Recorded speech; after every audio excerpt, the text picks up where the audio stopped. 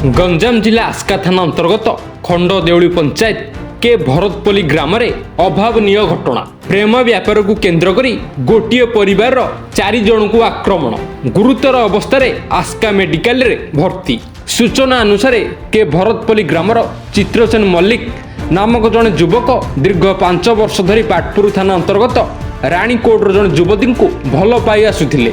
संपृक्त युवक जनक युवती सह ब्रह्मपुर में लव इन रिलेशन रहुवा समय तांकर पाठ पढ़ा खर्च ठारू आरंभ करी समस्त खर्च बहन करुथिले। हेले युवती जनक गत किछि मास तले शेरगढ़ ब्लॉक कुरुला पंचायत रे पीओ भावे नियुक्ति पाइबा परे निज प्रेमिक चित्रसेन सह आउ संपर्क रखि नथिले। तेबे प्रेमिक जनक प्रेमिका को विवाह करिया पई जिद धरी बसिथिया बेले प्रेमिक जनक विवाह करिया को चाहि नथिले। सेथिपई प्रेमिका जनक निज प्रेमिक को रास्तारू हटिया पई किछि युवकों को सुपारी देई प्रेमिक और तांको परिवार लोगों को आक्रमण करथिले। 5 ରୁ 6 जन युवक बाइक राशि प्रेमिक परिवार लोगों को भयंकर आक्रमण करथिले। फଳରେ घटनास्थल रे प्रेमिक और तांको 2 भाई सह दादा गुरुतर होइथिले।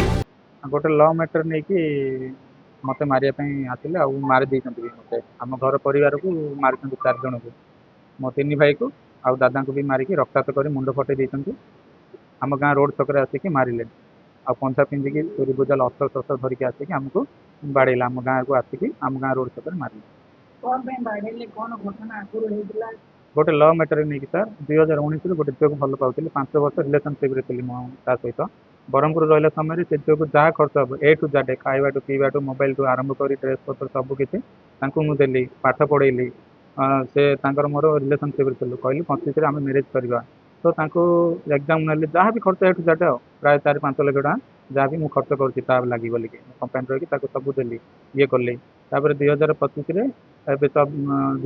जून रे पीओ पंचायत एक्जिक्यूटिव ऑफिसर जॉबटा पोस्टिंग है शेरगढ़ ब्लॉक कुरुला पंचायत से झील हूँ राणीकोटर मिली मल्लिक। घटनार खबर पाई आस्का पुलिस घटनास्थल पहुंची सेमानकु उद्धार करी आस्का मेडिकल चिकित्सा पाई भर्ती करिथा बेले गुरुतर अवस्था 2 भाई निरंजन मल्लिक और लक्ष्मण मल्लिक को ब्रह्मपुर बड़ मेडिकल को स्थानांतरित करा जायछि। ब्रह्मपुर जगन्नाथ साउंग रिपोर्ट डुमाणी टीवी।